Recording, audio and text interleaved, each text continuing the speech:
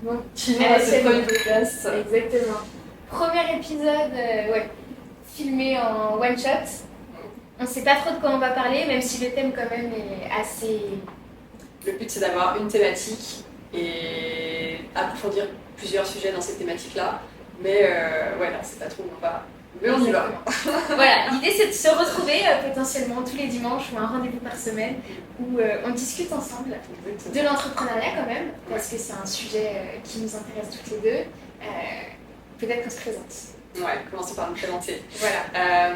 Donc moi c'est Olivia, ça fait à peu près 4 ans que j'entreprends et ça fait maintenant 1 an que je vis à Bangkok et je suis dans l'affiliation SEO, plus ou moins, des niches.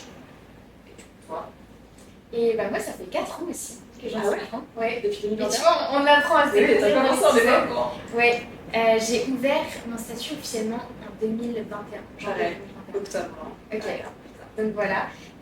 Et moi actuellement je suis dans le domaine vraiment du marketing, closing vente. Voilà. En vrai, c'est des niches. Bon, il y a des similitudes, mais on a des parcours quand même qui sont différents. Donc c'est pour ça aussi qu'il va y avoir sur de la valeur qui va être complémentaire pendant Complètement. la discussion. Ouais, et puis on n'a pas les mêmes expériences, on n'a pas vécu la chose de la même manière. Toi, tu as directement vécu un petit peu, vécu en fait en expat un peu. Ouais, c'est ça. En fait, j'ai commencé d'abord en job étudiant. Mon entreprise, c'est vraiment ça. Mais directement, dès que je suis partie à l'étranger pour faire des stages du coup, dans le cadre de mes études, dès que j'ai fini mes études, j'ai développé mon activité pour pouvoir en vivre et voyager. Et au fur et à mesure, j'ai développé ça. Maintenant, c'est une vision beaucoup plus long terme et avec une volonté de scaler, etc. Mais à l'origine, c'était juste pour me donner un style de vie voyage, digital nomade. Mais ouais, c'était dans cette optique-là. Et t'as jamais eu peur d'aller à l'étranger? Parce que je sais qu'il y a plein de personnes qui osent pas franchir le cap, tu vois. Non, en vrai, c'est toujours un truc que j'ai eu envie de faire, de voyager dans différents pays, découvrir différentes cultures. J'ai eu la chance avec mes parents quand même de voyager hors dehors de la France assez jeune. Et par contre, ce qui m'a beaucoup aidé, c'est d'avoir sur place dans le pays déjà quelqu'un que je connais. Là, en l'occurrence, c'était mon oncle. Et du coup, d'avoir quand même des repères en arrivant, j'avais 19 ans, j'étais quand même super jeune. En plus, mes parents n'étaient pas hyper rassurés à cette idée-là. Enfin, on va dire que je n'étais pas non plus soutenue. J'étais soutenue inconsciemment, mais personne n'était là en train de me dire c'est super ce que tu fais, t'as trop raison. Enfin, quelques personnes quand même si, mais voilà, dans l'idée. Du coup, le fait d'avoir quand même des repères sur place, ça aidait à se lancer. Le premier mois, j'ai vécu chez lui avant après de prendre mon logement, etc. Mais parce que, attends, toi, tu t'es lancé et t'es directement parti à l'étranger. J'ai fait mon stage et du coup, j'ai organisé un triathlon à Madrid. Et il y avait le Covid, du coup, comme le triathlon s'est annulé, ils m'ont mis sur d'autres missions, par exemple créer des sites internet, faire du montage vidéo, etc. Et mon travail leur convenait, du coup, à la fin, ils m'ont dit si jamais tu décides de monter une structure auto-entreprise, on va donner des missions. Du coup, moi, tu ne dis pas ça 2 fois, hein, j'ai directement saisi l'opportunité. J'ai appelé mes parents aussi en leur demandant si eux, qu'ils ont aussi une entreprise, potentiellement, est-ce qu'ils auraient pu me donner aussi quelques contrats. J'ai fait vite fait une étude de marché, est-ce que j'aurais pu avoir quelques trucs à droite à gauche en plus de ces gens-là à Madrid. Et du coup, je me suis lancée comme ça, et finalement, j'ai jamais bossé avec ceux de Madrid d'autres fois derrière. Mais en tout cas, c'est eux qui m'ont donné l'idée de si tu crées ton truc, on va te donner des projets. Du coup, j'ai créé et j'ai trouvé par moi-même après dans mon réseau en France quelques projets. Et tu avais déjà eu l'idée de te lancer à ton compte? Tu voyais le truc comment, toi? Tu pensais que tu allais être salarié ou Non, j'étais sûre que j'allais forcément entreprendre dans ma vie parce que j'ai eu le modèle de mes parents depuis toute petite et que, en soi, je pense que j'ai aussi ça dans le sang, le fait de la gestion de projet, c'est toujours un truc qui m'a attirée. Après, avant, j'avais quand même cette idée de peut-être passer par une agence d'abord, ou en tout cas en entreprise, pour consolider mon expérience, les compétences, etc. Et après, lancer à mon compte, finalement, j'ai directement pris le raccourci. Mais je ne regrette pas du tout, j'ai gagné tellement de temps. Mais c'est vrai que souvent, par exemple, on le voit dans notre entourage, je suis souvent quand même dans les plus jeunes, parce que souvent les personnes vont passer par la case entreprise d'abord. C'est pas forcément une mauvaise idée, juste, en soi, c'est faisable sans passer par cette case-là. Oui, la preuve. Moi aussi, je suis passée. Dis-moi, du coup, toi, ton parcours un petit peu. Peut-être pour introduire le thème de l'épisode, parce qu'en fait, on a dit qu'aujourd'hui, on n'a rien programmé, il faut savoir vraiment, on ne s'est pas parlé. On a d'ailleurs mangé ensemble ce midi, on ne s'est pas du tout parlé. Donc on n'a rien programmé, c'est du freestyle, mais on a quand même le thème de l'épisode en tête, où on a envie de commencer en parlant d'ambition, pas forcément féminine forcément, parce que je pense qu'on est un peu raccord sur cette vision que en fait, le sexe ne veut rien dire. Ouais. Tu peux être tout autant ambitieux en étant une femme ou un homme. Franchement, il n'y a aucune différence là-dessus. Et le but, c'est de montrer aussi que les femmes peuvent être ambitieuses et nous, comment on voit les choses et quelle est notre vision en fait, du business. Et donc, ouais, dans l'épisode, je pense que là, on va essayer de parler d'ambition. Comment entretenir son ambition, comment aussi oser faire les choses.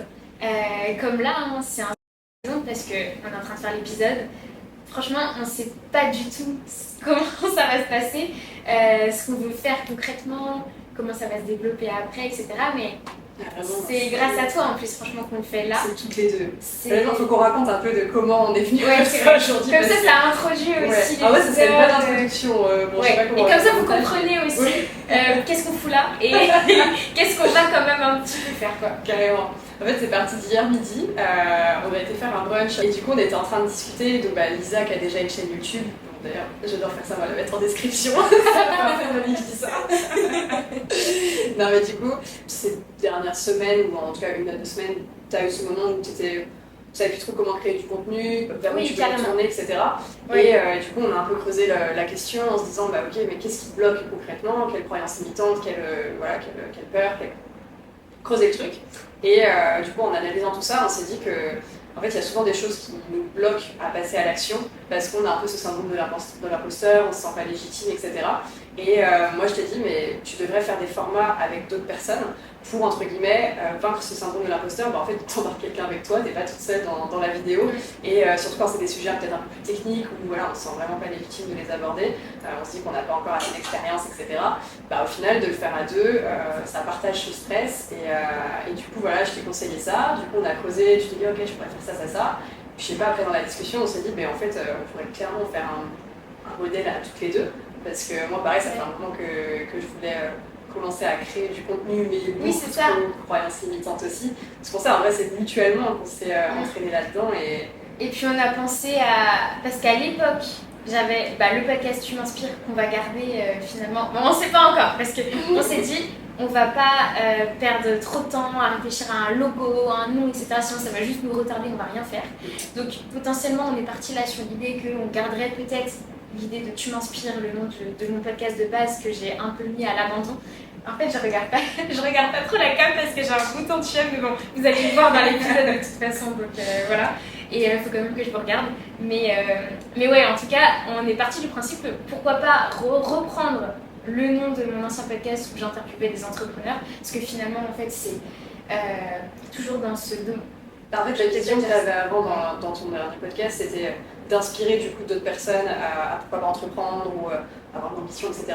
Et là, c'est clairement le message qu'on veut aussi transmettre à travers le contenu qu'on va créer, inspirer d'autres personnes et s'inspirer mutuellement en fait, des rencontres qu'on fait, parce qu'en plus on a la chance de vivre à Bangkok toutes les deux. On rencontre beaucoup d'entrepreneurs ici, des profils différents à chaque fois. On est dans des domaines différents aussi, donc on rencontre inconsciemment aussi des personnes qui sont différentes.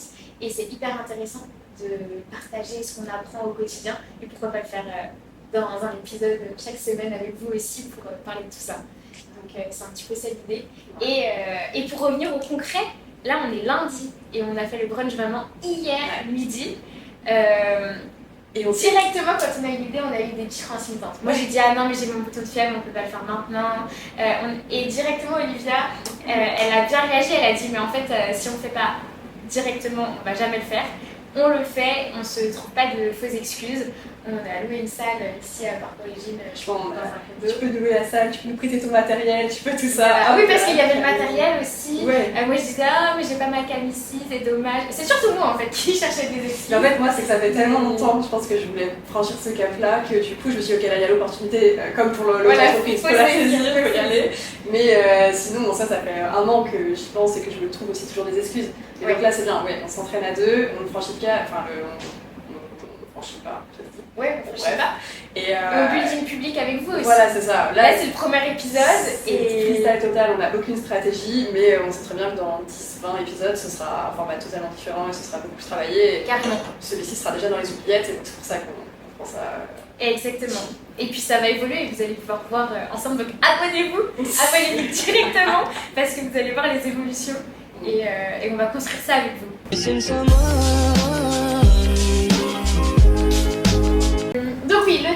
aujourd'hui, c'est ambition. Surtout comment entretenir, je pense, son ambition et oser franchir le cap et y aller parce que j'ai l'impression que, en vrai, des ambitions. Bien sûr. Tout le monde a des ambitions. Bien sûr, il y a des personnes qui ont des ambitions plus ou moins grandes, mais je pense qu'il y en a juste qui s'octroient le droit déjà d'en avoir et de les réaliser, et d'autres en fait qui juste n'osent pas et n'oseront peut-être jamais parce que pour plein de raisons différentes.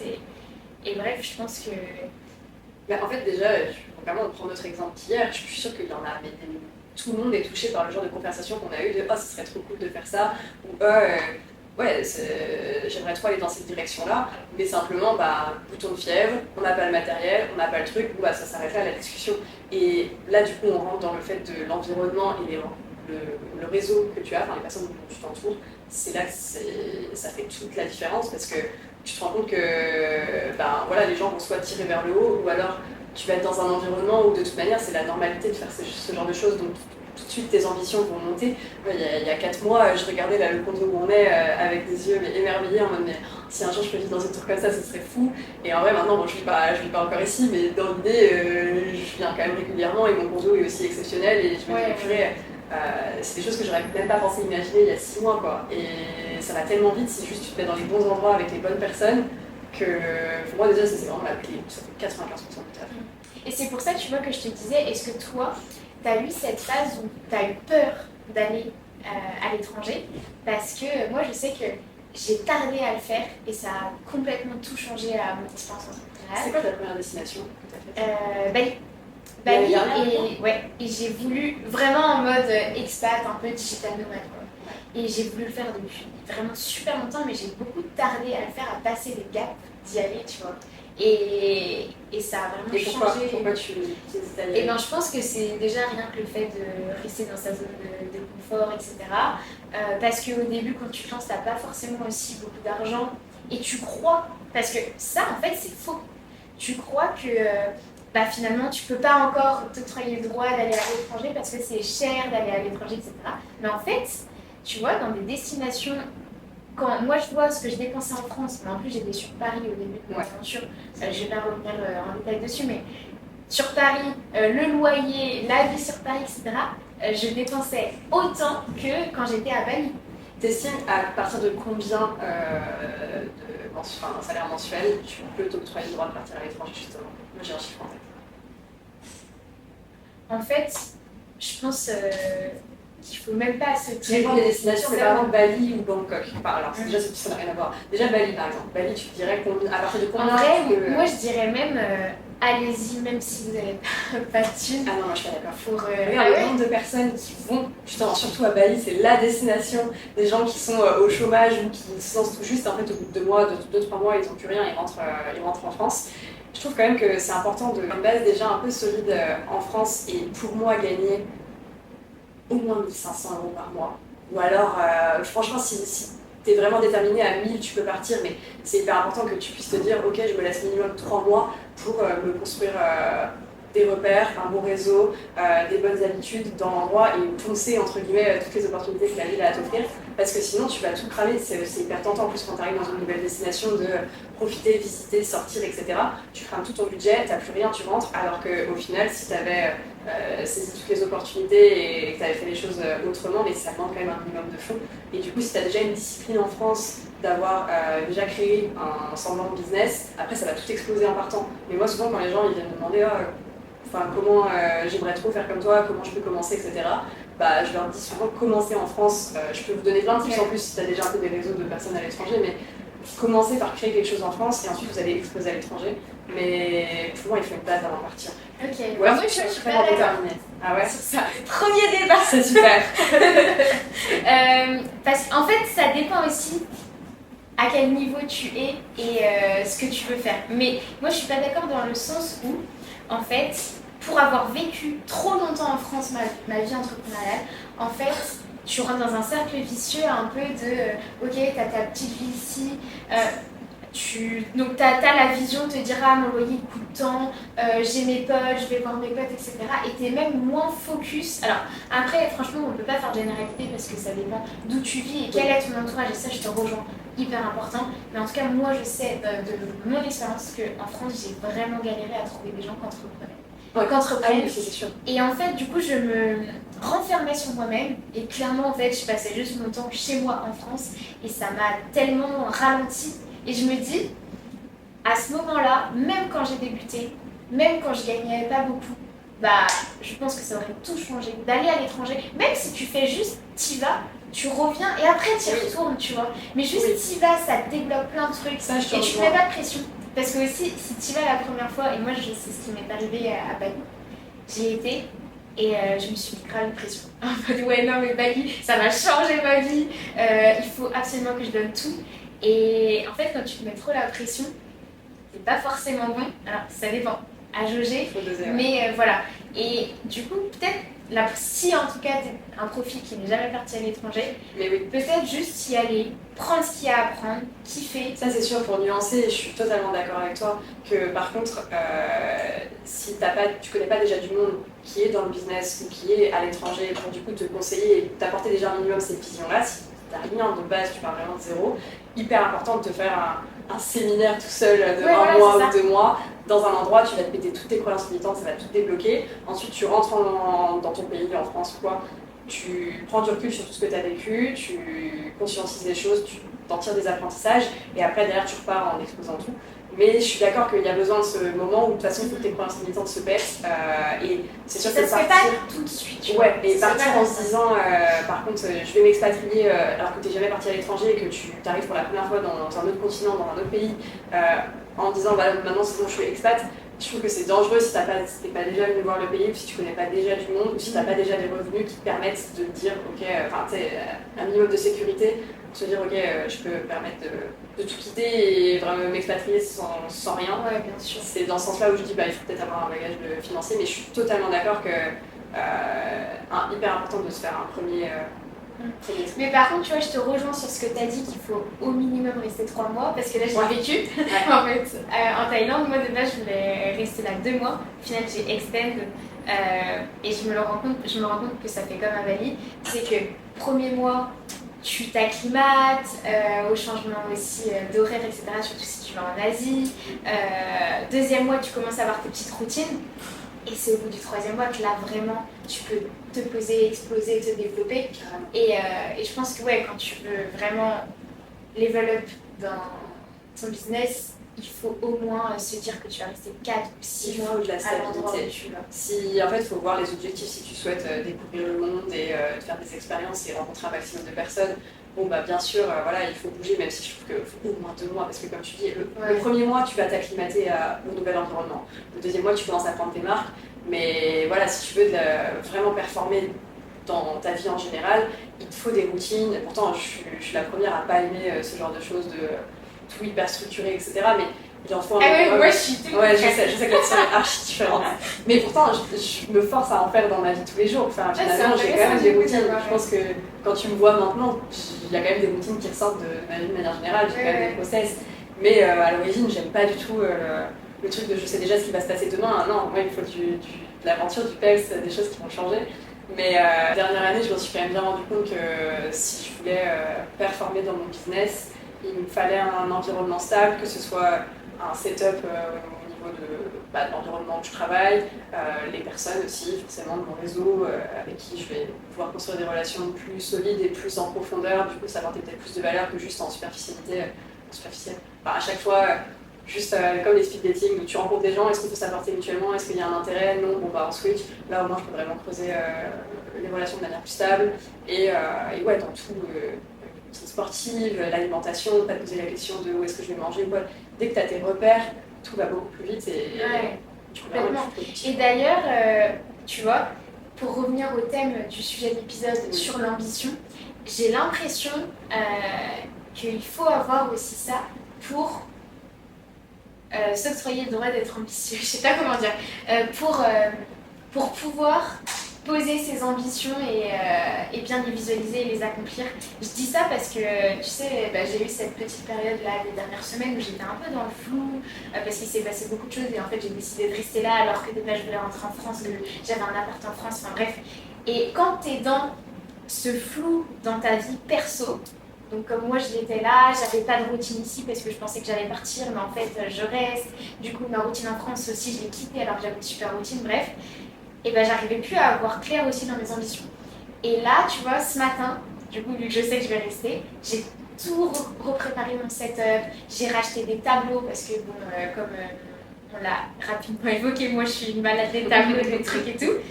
Et d'un coup, je te jure, mon ambition elle est revenue. Ouais. Alors, je sais pas s'il y a un rapport ou quoi, mais je pense que oui.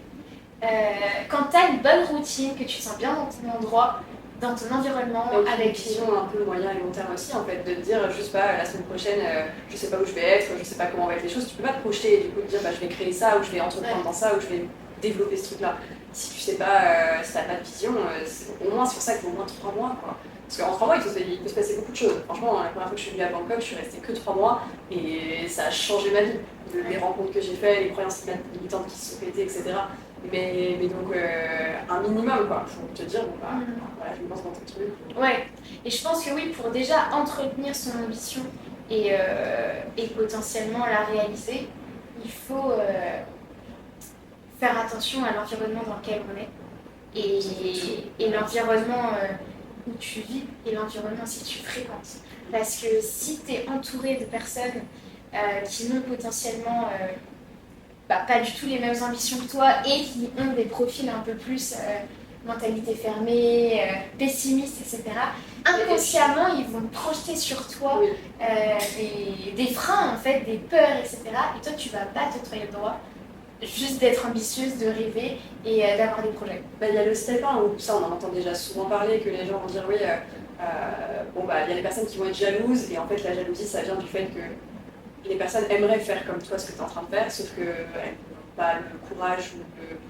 voilà, elles n'arrivent pas à franchir le pas pour arriver à cette situation-là. Du coup, elles vont projeter leur peur et leur haine sur toi. Mais il y a aussi le fait de, quand tu es avec des gens qui pourtant sont hyper bienveillants, ça peut être tes proches, tes parents, tes amis, etc. Si eux sont là autour de toi à te dire tous les jours, et moi c'est le cas par exemple en France, j'ai beaucoup ce truc-là de oh c'est super Olivia ce que tu fais, franchement t'es hyper courageuse de partir à l'étranger, tu te débrouilles toute seule, tu fais ça même si personne ne comprend finalement ce que je fais dans mon business parce que c'est trop abstrait. Ça, je pense que c'est le cas de tous les gens qui sont dans le digital, voilà. Enfin, en tout cas beaucoup. C'est franchement notre famille leur expliquer concrètement ce qu'on fait, même si maintenant ça fait quand même plusieurs années, donc je vois que les gens essayent de s'y intéresser un petit peu et essayent de comprendre. Moi en plus je viens de campagne, c'est pas les grandes villes quoi, vraiment oui, en plus on est à côté de Redon, Châteaubriand, franchement. Mais oui, dites-nous vous d'ailleurs, vous êtes d'où? Franchement on est vraiment proches, c'est incroyable qu'on se rencontre à Bangkok du coup pour la première fois. Mais donc ouais, en fait t'as ton entourage proche, s'il est là autour de toi à te dire c'est trop bien ce que tu fais, c'est trop bien, bah en fait ça va te freiner dans tes ambitions. Parce que tu vas avoir ce truc de la dopamine déjà qui va. C'est ça, je crois que c'est la dopamine qui est sécrétée en disant. Bah en gros, t'as déjà accompli. Voilà. En fait, on te dit, ah, c'est super, t'as déjà fait tout ça. Et du coup, toi, tu vas dire, bah ouais, c'est vrai, j'ai déjà fait tout ça, je suis quelqu'un de super en fait. Mais pas du tout. Oui, c'est bien, c'est important de revenir sur ce qu'on a déjà créé et accompli. Mais le but, c'est de toujours évoluer. Et donc, si autour de toi, on n'arrête pas de te dire que c'est juste bien ce que tu fais et voilà, on te stimule pas pour aller chercher encore plus loin. Ben, du coup, t'en restes là, quoi. Donc, il y a le côté pessimiste, mais il y a aussi ce côté-là où faire attention à être... si on se fait trop saucer tous les jours, bah, en fait, on n'a plus envie de faire plus. Mais t'as trop raison, parce que moi, je le vis aussi avec mes parents, qui, du coup, ils comprennent pas ce que je fais, mais ils trouvent que c'est trop stylé. Tout le temps, ouais, c'est ouf. Et du coup, en fait, enfin, moi, je me dis, ok, il y en a qui disent, ouais, j'ai pas le soutien de mes parents, de ma famille, c'est dur, etc. Attendre quelque chose des autres, c'est toi, en fait, qui dois prendre ton destin en main. Et tu dois pas attendre d'être soutenu ou que ce soit optimiste ou pessimiste. Dans tous les cas, faut prendre du recul avec dans ce que tout mon entourage te dit. Et d'ailleurs, moi, je l'ai vécu dans la création de contenu et j'en parlais à beaucoup de personnes quand ça m'est arrivé. Et j'ai l'impression que c'est très fréquent. C'est que quand tu crées du contenu aussi, quand tu te lances même dans son activité, de toute façon, la plupart du temps, tu crées aussi du contenu pour dire bon bah maintenant je fais ça, etc. Ça dépend en fait. Enfin, moi, par exemple, ça fait du tout. Mais en tout cas, il y en a beaucoup qui veulent se lancer même sur les réseaux et ils font une page pro en disant bon bah voilà, moi maintenant je fais ça, direct, etc. Et il y a beaucoup ce truc où en fait, quand on commence à se lancer, et ben on attend de nos proches qui like, et qui repartagent, etc. Bon, déjà, entre parenthèses, moi je trouve que c'est totalement normal et moi je suis la première à liker tous les trucs de mes potes, même si ça me parle pas, même si voilà. Mais, c'est là, et ça c'est à coup sûr que ça arrive, que tu te rends compte qu'en fait, des super potes à toi, que tu pensais vraiment, ouais, trop tes potes, et bah là, ils deviennent fantomas. Au début, c'est vrai que ça m'a un peu touchée. Je me disais, mais en fait, je comprends pas, des super potes à moi, ils like même pas, ils commentent pas. Enfin, je me sentais seule en fait, sans soutien. Et là, j'ai vraiment switché. Et ça, j'en ai parlé à pas mal de personnes qui m'ont dit exactement la même chose, que dès qu'ils ont commencé à faire du contenu, bah là, d'un coup, directement, voilà, il n'y a plus personne. Mais en fait, juste, c'est pas la bonne approche, ouais, à avoir parce que maintenant, moi, je sais que mon contenu, je le fais pour moi, pour personne d'autre. Vraiment, je m'en fous que les personnes que je connais like ou pas. Et ça a changé toute ma façon de le faire aussi. Parce qu'au début, souvent, tu fais du contenu en voulant rentrer dans des cases, en faisant des trucs qui fonctionnent, qui sont virales, dans la niche, même tu t'inspires beaucoup des gens, etc. Et quand tu arrives à créer du contenu pour... à créer du contenu par rapport à vraiment ce que toi tu veux partager, qui tu es, etc. Et bah ça change tout et c'est comme ça que tu vas aussi être récurrent et en fait les autres tu t'en fous. Et ton entourage finalement qui te soutient, qui te soutient pas, t'en as rien à faire parce que c'est tes ambitions, c'est tes projets et c'est toi qui vas les accomplir et pas en fait les autres.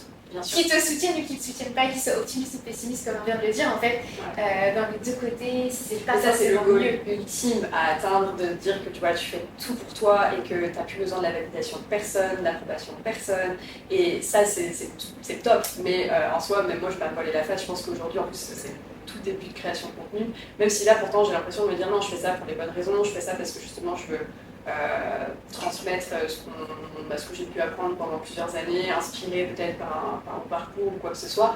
Au final, je sais qu'au fond de moi, je dois avoir ce truc où la première vidéo, je vais avoir ce besoin d'un peu de validation, d'approbation. Et je sais que ça va peut-être pas être les personnes dont, au fond de moi, j'espérais avoir ce retour-là qui vont venir vers moi, mais je sais par exemple qu'il y en a d'autres qui vont soit créer déjà du contenu, qui sont dans le même cheminement de pensée que je peux avoir, qui vont être là en mode c'est super ce que vous faites, et qui continuer, c'est certain. Mais c'est tout ça pour dire que c'est quand même ok, je pense qu'au début, quand tu te lances, de attendre entre guillemets un besoin de validation, d'approbation, faut pas trop être trop dur non plus avec soi-même, dans le sens où c'est humain, quoi. Vraiment, quand on sort de notre zone de confort, déjà on franchit de sortir de notre propre zone de confort. C'est ok d'avoir encore quelques besoins qui par contre devront être traités au fur et à mesure pour au final arriver à ce truc de on fait ça 100% pour nous et on n'attend plus rien de personne. Et tu vois comme on disait, l'entourage est aussi important et ça change tout quand on est entouré de personnes qui font potentiellement déjà ce qu'on est en train de faire.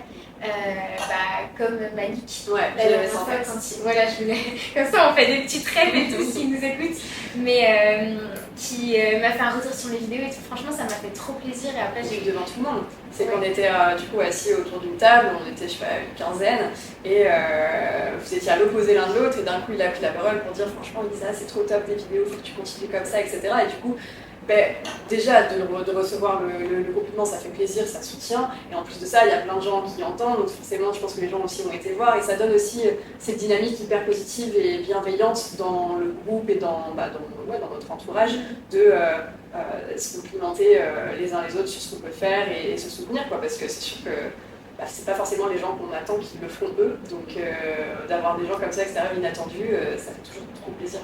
Et surtout ça attire en fait des gens qui ont la même vague que toi. Ouais. Après du coup j'ai pris un verre avec Malik, on a parlé création de contenu tous les deux, on est passionnés par ce sujet-là et c'était trop cool. Et en fait quand tu fais des choses qui sont alignées à toi, qui te font kiffer toi, ça va faire venir inconsciemment des gens qui kiffent les mêmes choses que toi. Et c'est là que tu vas faire venir en fait des gens que tu veux vraiment fréquenter ou faire quelque chose avec eux, peu importe c'est quoi ton projet derrière, si c'est d'avoir des clients, si c'est... peu importe en fait. Tu vas même attirer des clients royaux. Ouais, bref. Des clients premium, voilà, tu vas même attirer des clients premium. Donc c'est trop cool. Ouais. Et c'est pour ça, mais c'est un gros challenge de réussir à transmettre qui tu es, ce que tu veux faire, savoir aussi ce que tu veux faire et accomplir. Ça aussi, parce qu'en plus, on peut vouloir faire quelque chose au début. Là, on vous dit au début, on est en train de créer ce contenu pour inspirer, etc. Ça se trouve, dans 2 mois, on aura une autre mission et ce sera plus tout le même objectif. Et donc ça aussi, c'est un travail, pas d'une vie, mais d'un tout un process, de toujours se remettre en question, comprendre, analyser.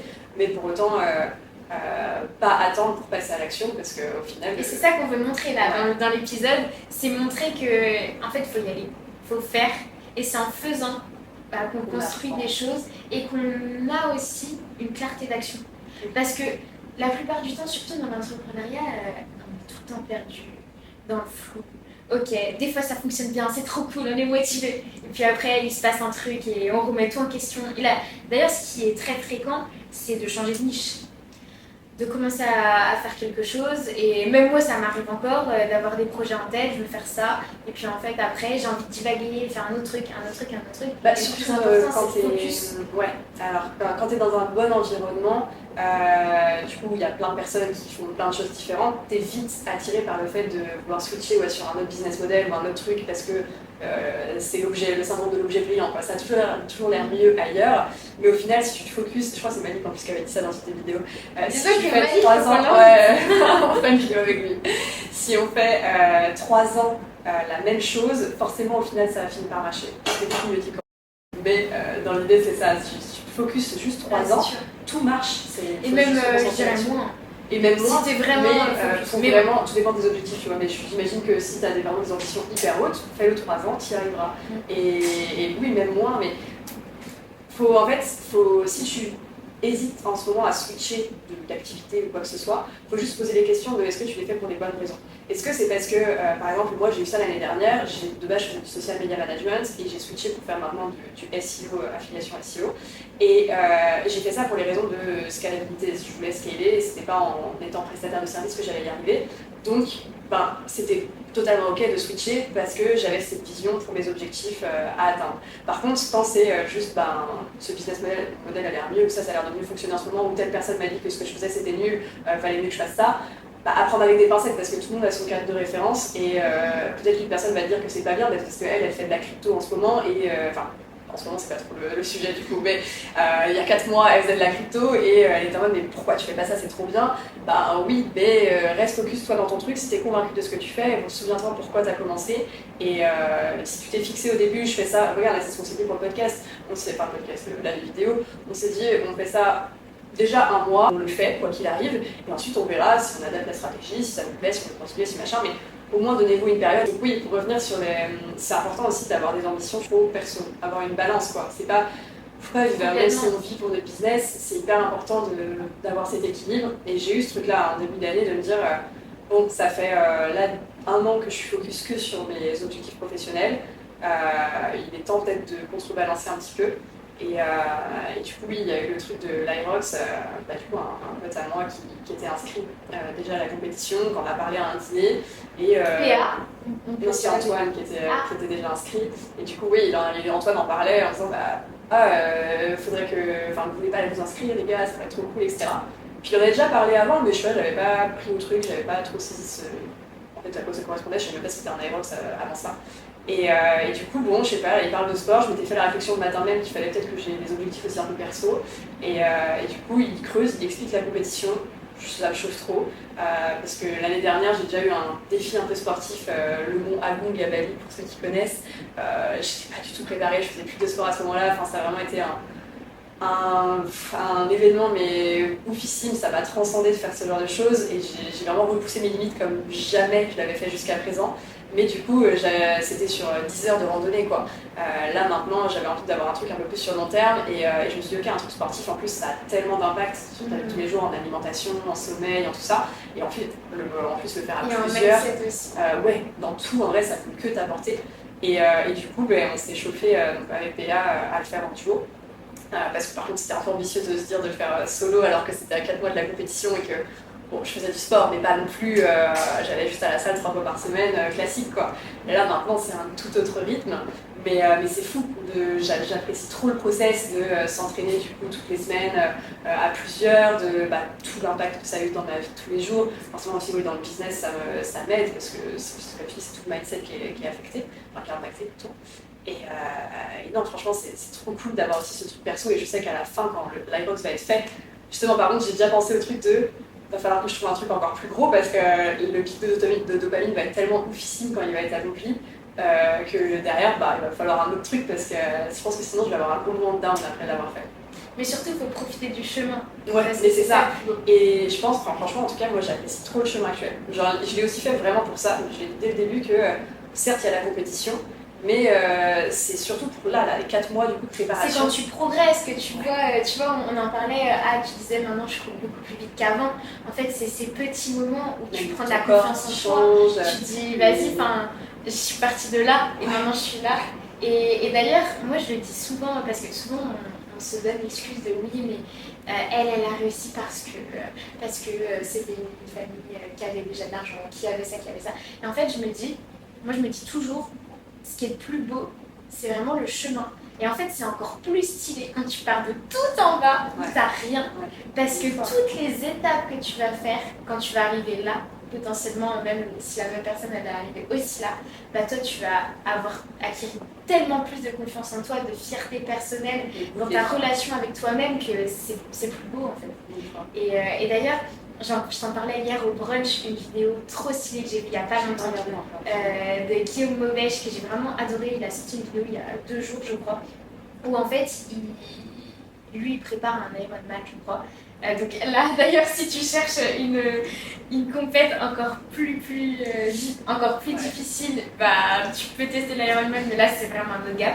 Mais donc bref, en tout cas il montait une montagne et j'ai adoré cette vidéo parce qu'elle m'a trop parlé, parce qu'à chaque étape de la montée de cette fameuse montagne, il faisait des similitudes avec le chemin entrepreneurial et c'était ultra intéressant et pertinent. Et bref, à un moment, on la mettra en description. Ouais, je pense, parce qu'elle est vraiment trop cool. Allez la regarder. Et ça donne plein de rêves sur juste l'aventure entrepreneuriale de manière générale. Et l'ambition d'ailleurs, mais c'était le thème en fait de la vidéo. Sa vidéo, c'était l'ambition. Comment être ambitieux et entretenir son ambition, je crois. Donc, ouais, trop intéressant. Et je pense qu'il y a grave des similitudes avec le mindset dans le sport et le mindset quand tu entreprends des projets. On de l'eau, parce qu'il fait super chaud. Ouais, et ça c'est de la mauvaise eau du coup. Oui, n'achetez pas cette eau là. Non, prenez de l'eau minérale. J'avais encore des paquets à finir. Je voulais parler de l'évolution que j'ai eue moi perso dans ma vision de l'ambition. Pendant longtemps, quand je me suis lancée, j'avais cette vision, oui, très ambitieuse, je voulais gagner 10 000 € par mois, ça c'était ma target, 10 000 € par mois, tous les mois, etc. Et en fait, j'avais cette vision court terme finalement, et je me rendais pas compte de très mensuel, un peu la vision plus salariale de, ok, bah, tu gagnes tant par mois, et donc moi, c'est mon objectif, c'est ce que je veux atteindre. Et je suis venue à Bangkok aussi pour développer ma vision, notamment cette année, de vraiment avoir plus une vision entrepreneuriale et donc développer mon ambition différemment et avoir plus maintenant une vision long terme. Et t'en parlais tout à l'heure de pourquoi toi t'as pivoté de la prestation de service au SEO maintenant pour cette raison de scalabilité. Et moi c'est pareil dans la réflexion que j'ai maintenant, ça a totalement changé parce que maintenant je réfléchis long terme et je vois plus la chose à mensuellement j'ai envie de gagner tant par mois, mais plutôt en fait quelle est la valeur que je veux créer sur du long terme et potentiellement même penser à la valorisation, la revente derrière d'un potentiel projet et même tout ce qui est création de contenu, ça c'est de la vision long terme, c'est travailler un personal branding, partager des idées, etc. Et je pense que c'est intéressant aussi de... Et ça aide d'ailleurs, je trouve, à garder justement la motivation sur le long terme, d'avoir cette vision de pourquoi on fait les choses. Alors déjà le why, ça on n'en a même pas parlé, mais c'est genre la base de toute ambition.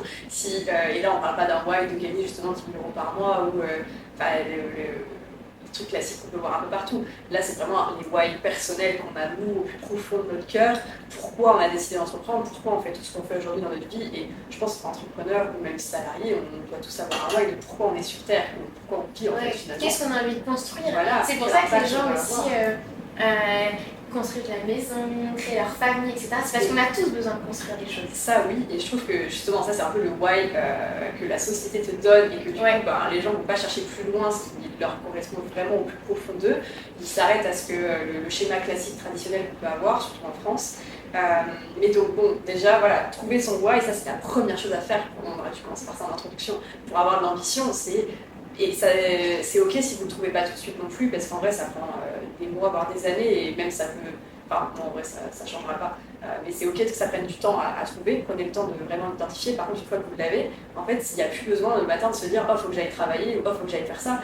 Parce que tout est construit en fonction de votre why et donc il n'y a plus besoin de chercher de la motivation quelque part. Vous savez pourquoi vous le faites et pourquoi telle action est faite, que ce soit sur une vision long terme annuelle ou semestrielle ou mensuelle ou même hebdomadaire ou même journalière. Au final, vous décomposez vos actions jusqu'à juste pourquoi vous prenez tel petit déjeuner ce matin et tout est déconstruit comme ça. Voilà, le why, c'est vraiment la première chose pour avoir de l'ambition. Et en vrai, pour conclure, il y a un truc, justement, ça revient un peu sur cet accomplissement d'objectif il y a 2 mois à peu près, j'ai eu ce truc mais finalement, on a dit qu'il fallait apprécier le process, de pourquoi, ok, il y a les objectifs au final, mais il y a aussi tout le process et le chemin parcouru. Et je mettais beaucoup un accent là-dessus. Et en fait, j'ai eu cette prise de conscience mais finalement, là, le chemin que j'ai actuellement, bah, c'est tout ce que j'ai toujours voulu avoir. C'est vraiment les objectifs que je m'étais fixés, la vie que j'ai, même si c'était pas exactement, je l'avais pas décrite comme ça, finalement, c'est la vie de rêve que j'ai actuellement. Et du coup, j'ai eu un peu cette perte de vision, d'ambition, de sens vraiment. Et donc, j'ai dû me reconnecter à mon why que j'avais créé il y a plusieurs mois, voire même il y a plus d'1 an. Parce que du coup, ça m'a permis de refixer d'autres objectifs. Ok, là, mon chemin est super et en soi, je n'ai pas non plus besoin de beaucoup plus que ce que j'ai actuellement là-dessus. Par contre, il me fallait d'autres objectifs, d'autres ambitions pour me driver du coup et continuer à faire ce que je fais et trouver plus de sens. Mais voilà, toujours avoir son why pour se guider et après tout le monde, quoi. L'environnement, le why. En vrai, s'il y a des choses à retenir, c'est vraiment les 2 trucs, quoi. Exactement. L'entourage, l'environnement, le why. Exactement, parce que finalement, souvent quand on parle d'ambition, on l'associe à chiffre d'affaires, argent, etc. C'est sûr que ça drive et que c'est motivant, mais en fait, on se rend compte en arrivant après à certains chiffres d'affaires qu'il n'y a pas que ça qui compte et qu'en fait, à un moment que tu gagnes 10 000 ou 15 000 ou 20 000 euros par mois, dans ta vie personnelle de tous les jours, t'as pas forcément des grandes différences. Et c'est là que tu te rends compte qu'en fait, il n'y a pas que ça qui est important, mais c'est tous les à côté aussi, comme on l'a dit, le sport, comment tu te sens, ton entourage, et surtout le sens dans tout ça. Et ça, je pense que c'est un truc qui m'a beaucoup aidé d'être arrivée à Bangkok et d'être entourée de gens qui étaient bien plus avancés que moi, parce que du coup, c'est des gens qui ont déjà expérimenté ce truc de ok, en fait, l'argent ne fait pas tout. Enfin, une fois que souvent, tout le monde dit voilà, tu franchis le cap des 10 000 euros par mois, et après, derrière, bon, ça ne change plus grand-chose finalement. Et du coup, le fait d'avoir eu tous ces discours autour de moi, ça m'a vite fait prendre conscience que ouais, le chemin est super important, l'équilibre aussi perso, donc le fait que je me suis après engagée dans les trucs sportifs, etc. Ça vient de là en fait, c'est d'avoir eu les gens qui m'ont déjà transmis leur apprentissage, qui étaient beaucoup plus avancés que moi, et du coup, ça me permet d'éviter de faire des erreurs, moi, à mon stade, et du coup, de faire les choses d'une meilleure manière, plus rapidement, quoi. Ouais. Moi, je sais que j'ai franchi 2 fois ce cap. Et à chaque fois que je l'ai franchi, du coup, vu que c'était un objectif à atteindre, j'ai eu une vision différente du truc. La première fois, c'était quand j'étais vraiment prestataire de service. Et en fait, du coup, mon temps était associé vraiment à l'argent que je gagnais. Enfin, je dis quand j'étais prestataire de service, mais quand je faisais de la photo, de la vidéo. Et là, en fait, je devais être physiquement sur place. Et c'est-à-dire que vraiment, je charbonnais. C'était des mois où je gagnais beaucoup, oui, mais par contre, j'avais 0 vie sociale. Je me tapais des journées 12 heures, etc. C'était horrible, vraiment, c'était horrible. Et là, j'ai eu... Enfin, c'était horrible dans le sens... j'avais pas de vie sociale. Non, mais... Et c'est là où j'ai eu ce premier déclic de... En fait, Lisa, est-ce que c'est vraiment ça la vie que tu veux ? Ok, t'aimes travailler, mais est-ce que tu veux passer ton temps à travailler comme ça ? Et surtout aussi, tu sais, la santé, j'étais dans la production, tout ce qui est photo, vidéo pour les marques, c'est des grosses journées de tournage, tu dors pas beaucoup, enfin bref, pour la santé, c'est pas le mieux. Et c'est là où j'ai eu ce premier déclic de, ok, c'est pas ce que j'ai envie de faire, j'ai pas envie d'avoir cette vie où vraiment je dois être sur place, où je suis pas libre géographiquement, parce que pourquoi je me suis lancée à mon compte moi perso, c'est pour être libre de mes mouvements, de pouvoir travailler d'où je veux, etc.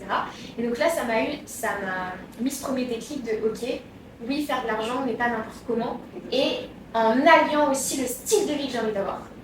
Et le deuxième gap, c'est quand j'ai réussi à gagner de l'argent, mais sans être physiquement présente, en tout cas dans des lieux, mais par contre, mon temps était toujours associé à l'argent que je gagnais, même si l'équilibre était quand même pas mal, mais par contre, j'avais plus de sens. J'avais pas de sens, parce que je travaillais quand même pour des gens, et c'est à moi qui créais ma valeur, qui créait la valeur de ce que je partageais, etc. Et donc là, deuxième remise en question sur, ok, quel est le sens maintenant de ce que je veux faire? Il y en aura certainement plein d'autres des gaps encore dans le futur. Ouais, mais c'est intéressant. Et comme tu dis, c'est super intéressant aussi d'apprendre des gaps des autres, de ce qu'ils partagent, des erreurs qu'ils ont fait, de leur évolution personnelle et professionnelle. Donc, ouais, et c'est l'objectif aussi de l'épisode. Exactement. Je pense que pour un premier épisode, on a quand même parlé de pas mal de choses. J'espère qu'on s'est pas trop dispersé. Parce que ouais, je pense qu'on s'est peut-être un peu dispersé, mais bon, c'est le premier. premier. Voilà, et on y va de toute façon. On apprend. On écoute aussi, on va évidemment aussi lire tous vos commentaires, donc n'hésitez pas s'il y a des sujets que vous voulez qu'on aborde précisément, ça pourra nous donner des idées pour les prochains. Puis voilà, ouais. Trop contente en tout cas d'avoir franchi le cap et d'avoir fait cet épisode en 24 heures. C'est vrai, franchement, là il est quelle heure? Mais vraiment, ça fait 24 heures qu'on a eu l'idée, 24 heures il est tourné. Ouais. Bon, 24 heures ça n'a pas encore monté, mais on le passe dans la semaine, c'est sûr. C'est sûr. Et abonnez-vous et au prochain épisode. À la semaine prochaine.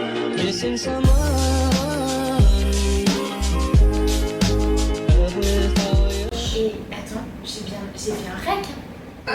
Non, mais en fait j'ai tellement peur.